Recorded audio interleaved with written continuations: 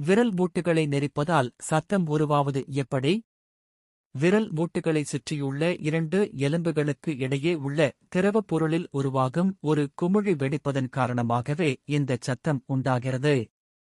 பொதுவாக விரல் மூட்டுகளை உருவாக்கும் இரண்டு எலும்புகளும் ஒன்றோடொன்று உரசாமல் தடுப்பதற்கு அங்கே ஒரு திரவம் இருக்கும். இந்த திரவத்தில் வெறும் கண்ணால் பார்க்க முடியாத மிகச்சிறிய குமிழிகள் உள்ளன. மூட்டு எலும்புகள் நெருக்கமாக இருக்கும்போது இந்த திரவம் அழுத்தத்தில் இருப்பதால் குமிழிகள் சிறியதாகவே இருக்கும். ஆனால் ஒருவர் தனது கையை இறுக்கிப் பிடிக்கும்போது எலும்புகள் ஒன்றிலிருந்து ஒன்று விலகி இழுக்கப்படுகின்றன.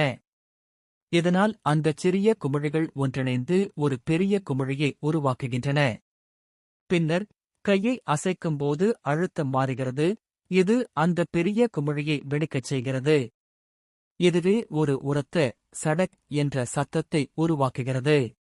விரல் மூட்டுகளை இப்படி நெரிப்பது உடலுக்கு தீங்கானதா இல்லையா என்பதில் மருத்துவர்களுக்கு தெளிவான முடிவில்லை. இருப்பினும் இவ்வாறு செய்வது மூட்டுகளை பெரிதாக்கி பார்ப்பதற்கு அழகற்றதாக மாற்றிவிடும் என்ற ஒரு நம்பிக்கை நிலவுகிறது.